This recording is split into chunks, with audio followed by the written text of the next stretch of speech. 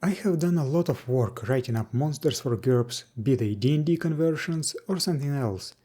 Because of that, I got to see many types of monster descriptions and stat blocks from different systems and editions. Many times I could not find some piece of information either on the stat block or in the description, and I had to consult other sources. This made me think, what would be the perfect monster stat block? Let's take a look at GURPS monster stat block. We have all the characteristics, hit points, fatigue points, movement rates, active defenses and DR. Under this table you have your most commonly used attacks and abilities, and then a list of traits not covered before, skills, techniques and spells. Some monsters also have additional notes. For most simple monsters this is enough, but with more complex enemies and when more detailed rules are used, you have to do some extra work and sometimes guesswork. For example, the Dungeon Fantasy Ice Worm is said to have size modifier +5. How many hexes does it take up on the battle map? The description says that it is 35 feet long. That is around 12 yards, meaning 12 hexes in length. But what about the girth? You just have to guess. Hex layouts are like that in GURPS. If you are observant, you might have noticed that the stat block doesn't list basic thrust and swing damage, and basic lift. Sure, in most cases these things do not matter, but if you want to slam, trample or perform a neck snap, then you need to know your basic thrust and swing damage values. Basic lift may be important, not only for lifting things, especially for beasts of burden and mounts, but also for calculating weapon breakage.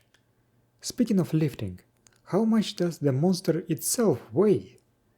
This is something that comes up surprisingly often, as the characters may have to move dead bodies around or do butchering and crafting, and all this depends on the monster's mass.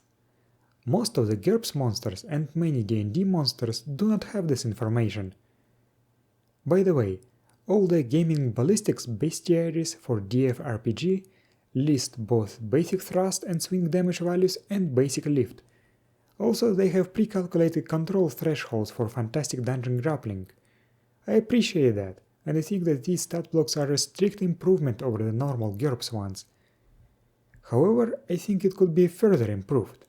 For example, you could follow the D&D example and divide traits into categories, such as defensive traits, sensory traits, and communication traits. These traits come up often, and such division would make it easier for the GM to find relevant information. But what sort of useful information also could be present on the stat block? I believe that it would be great to expand the speed and movement section. GURPS stat blocks simply list basic move and sometimes top speed. I think it would be great to get hourly and/or daily movement rates. This would make overland movement calculations much easier. There are many monsters that can be tamed, trained, or used as mounts. From my experience, I can say that most players do not like doing that, but not because they hate the idea, but because it adds a lot of bookkeeping. How much food does a horse eat? How much does it cost? How much does it weigh? If you simply had, for example, weekly supply cost and weight on the stat block or in the description, that problem would be much more manageable, and your players would be more open to the idea of mounted transportation, mounted combat, animal companions, and monster training. Speaking of mounts and trained monsters, how much would such a creature cost? It would be great to know how much an untrained captured monster would cost, how much a trained one would cost, and how much a baby or an egg would cost. This would open up even more opportunities for adventures. GURPS Basics Set does have this information, but only for a very limited number of animals. It also has guidelines for pricing slaves, which is something I appreciate. But what if we go further than that? What if you want to set up a monster breeding operation for the purpose of training and selling them? Then you would need to know the information about the lifespan, maturation rate, gestation duration, reproductive strategy, litter size, etc. For real-world animals, this can be looked up online, but for fantastical creatures, you are often out of luck. When converting D&D monsters to GURPS, I found out that many of them do not even have any information on their lifespan, not to mention all the other stuff.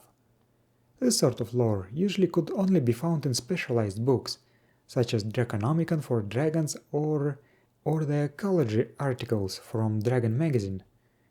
Now, I already mentioned that butchering is based on weight in GURPS, but the generic formula won't work for all the monsters. It would be nice to have a butchering section in the description that says how much meat, skin and bones you can get by butchering the monster, and the properties of these parts. While we're at it, we could also list all the special or valuable parts that can be extracted and sold. For example, there are rules for extracting poison from the glands of dead monsters, but how many doses? How much does it cost? Things like mana organs and other supernatural monster bits also should go there. How do you extract them? How much do they cost? How much do they weigh? I have also always entertained the idea of writing up how such monster parts can be used for crafting and enchanting, but I am waiting for GURPS meta tech to be released first. For the GM, it would be nice to have a section that describes the monster's combat tactics. Some of the D&D books had this for some monsters, and I appreciate that. Is the GURPS monster stat block perfect? No, not at all. But is there an RPG with a perfect stat block? I don't know, but the main inspiration for this video was Axe 2. While the system still is a work in progress, I am absolutely astonished by the sheer amount of useful information I found in the documents. What's even better is that most of them can be very easily adapted to GURPS. Take a look at the monster stat block. It has almost everything I talked about in this video, and even some stuff that I didn't mention, such as battle rating. However, I do remember reading an interview with the author where he said that this was the most tedious part of writing the system, but I really appreciate it. The more I read Axe 2, the more I think that if I hadn't found GURPS years ago, I definitely would have switched to this system instead. But now, I can easily adapt the parts I like about Axe to my GURPS games to make them even better. But what do you think? Did I miss something essential? What would you add or remove? In any case, thank you for watching, and I'll see you next time.